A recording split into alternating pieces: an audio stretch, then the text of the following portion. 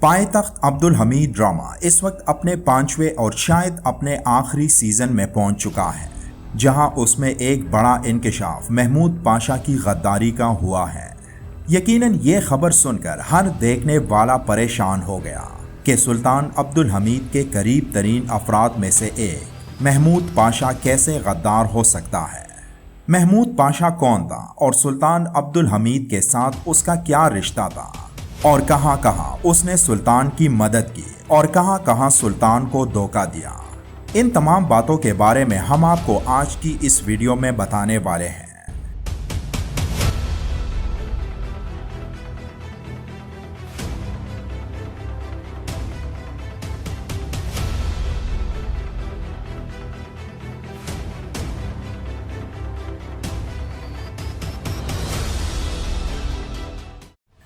محمود پاشا سلطنت عثمانیہ کے پارلیمنٹیرین اور گورنر خلیل رفعت پاشا کی تیسری بیوی کی اولاد تھے، جو 1853 میں پیدا ہوئے۔ محمود جلال الدین پاشا جو 2 سال کی عمر میں اپنے والد کو کھو بیٹھے تھے اور پھر اپنے والد کے سرپرست کونیا کے گورنر علی کمل پاشا کی تربیت میں پروان چڑھے۔ محمود پاشا نے 3 شادیاں کی تھی، جس کی تیسری بیوی سینہا سلطان جو سلطان عبد المجید کی بیٹی اور سلطان عبدالحمید کی بہن تھی، اور جن کے 2 بیٹے پرنس صباح الدین اور لطف اللہ پیدا ہوئے۔ محمود پاشا کی سینہا سلطان کے ساتھ شادی سلطان عبدالعزیز کے عہد حکومت میں ہوئی تھی،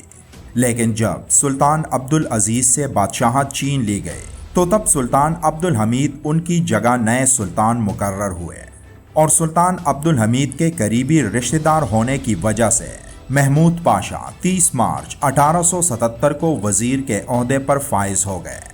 ان دنوں سلطان عبدالحمید کو تخت سے اتارنے کے لیے کئی لوگ سرگرم تھے، جن میں ایک گروپ کے ساتھ محمود پاشا کے تعلقات کے بارے میں بھی باتیں ہونے لگی، اور اسی وجہ سے محمود پاشا کو ان کے عہدے سے برخاست کر کے ان کے خلاف انکوائری کا حکم دیا گیا۔ لیکن بعد میں محمود پاشا کے خلاف وہ تمام باتیں ثابت نہیں ہو سکی، اور جس کے بعد محمود پاشا کو ایک اور ریاستی عہدے کی پیشکش ہوئی، لیکن محمود پاشا نے اس پیشکش کو قبول نہیں کیا اور اپنا وقت اپنے بیٹوں کی تعلیم و تربیت اور شعر و شاعری میں گزارنے لگا۔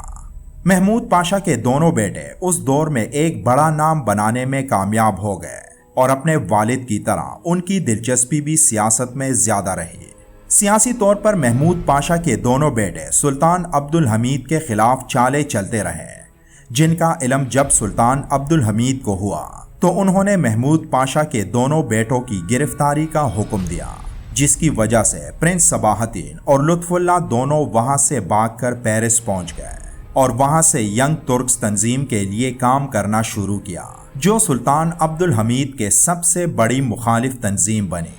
یہ لوگ سلطنت عثمانیہ میں خلافت، جنہیں یہ لوگ بادشاہت سمجھتے تھے، اسے ختم کر کے وہاں جمہوری نظام لانا چاہتے تھے، جیسے کہ یورپ میں تھا۔ سلطان عبدالحمید محمود پاشا کو اپنے قریبی دوستوں میں شمار کرتا، لیکن محمود پاشا نے سلطان عبدالحمید کے خلاف کچھ ایسے کام کیے جن کی بنا پر سلطان عبدالحمید کا رویہ محمود پاشا کے ساتھ بدل گیا۔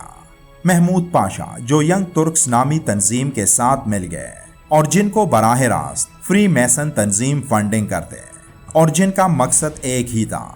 یعنی سلطان عبدالحمید کا خاتمہ اور وہاں ایک نئے جمہوری حکومت کا قیام۔ محمود پاشا کو احساس تھا کہ کسی بھی وقت سلطان عبدالحمید ان کو گرفتار کرنے کا حکم دے سکتے ہیں، اس لیے اس نے 1899 میں گھومنے پھرنے کا ڈرامہ کیا اور مارسیل کے راستے فرانسیسی جہاز پر یورپ فرار ہو گیا، یہاں تک کہ اس نے اپنی اہلیہ کو بھی ان تمام باتوں سے آگاہ نہیں کیا تھا۔ پیرس پہنچ کر محمود پاشا نے سلطان عبدالحمید کے خلاف کام کرنا تیز کر دیا، اور سلطان عبدالحمید اور عثمانی خلافت کے خلاف وہاں کے ایک اخبار میں مضامین بھی لکھنا شروع کر دیے، اور اپنے مضامین میں سلطان عبدالحمید کے خلاف سخت زبان کا استعمال کرتے ہوئے ان کی خلافت کو ناجائز قرار دے دیا۔ ان تمام واقعات کے بعد سینہا سلطان کے ساتھ اس کی شادی بھی ختم ہو گئی۔ یورپ میں ینگ ترکوں نے محمود پاشا کا استقبال کیا، اور 21 جنوری 1900 میں لکھے گئے اپنے خط میں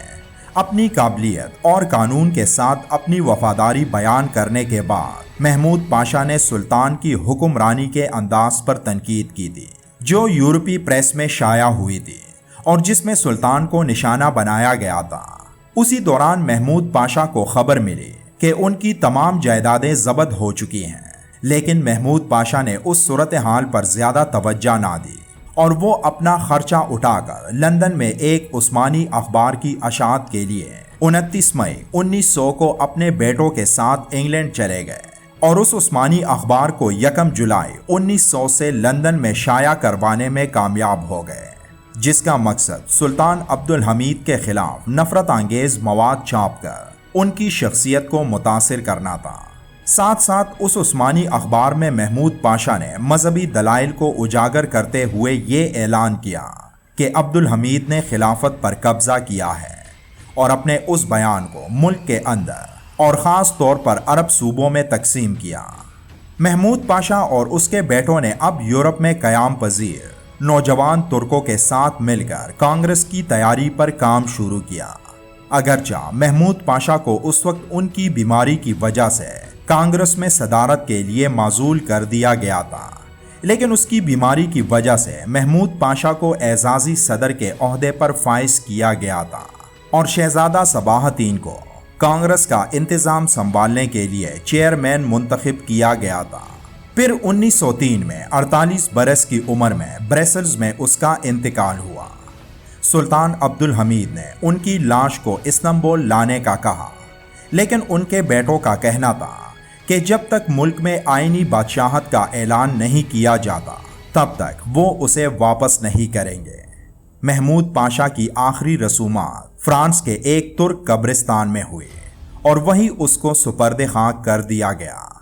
محمود پاشا کی نماز جنازہ ینگ ترکوں کی ایک چھوٹی ریلی میں تبدیل ہو گئی اور اس کی قبر کے آغاز میں پڑھی جانے والی آتش گیر تقریر عثمانی اخبار میں شائع ہوئی۔ اس جنازے میں لگ بھگ 100 افراد شریک ہوئے اور پھر 1908 میں سلطان عبدالحمید کی معزولی اور دوسری آئینی بادشاہت کے اعلان کے بعد محمود پاشا کی لاش کو ایک بحری جہاز کے ذریعے استنبول لایا گیا۔ محمود پاشا کی سلطان عبدالحمید کے خلاف چالیں اور فری میسن کے ساتھ روابط کا بھی انکشاف ہوا تھا، جس میں اس نے متعدد بار فری میسن کے ساتھ مل کر سلطان عبدالحمید کے خلاف کام کیا اور ان سب کے پیچھے اس کا واحد مقصد سلطان عبدالحمید کو تخت سے اتار کر ملک میں ایک جمہوری حکومت کا قیام تھا۔ لیکن اپنی زندگی میں وہ یہ سب نہیں دیکھ سکا، لیکن اس کی مسلسل کوششوں اور عثمانی خلافت کے سب سے بڑے دشمنوں یعنی فری میسن کی مدد سے آخرکار سلطنت عثمانیہ کا خاتمہ ہو گیا اور ایک جدید ترکی کی بنیاد رکھی گئی، جہاں سالوں تک اذان دینے اور اسلامی تعلیمات دینے پر پابندی عائد کی گئی تھی۔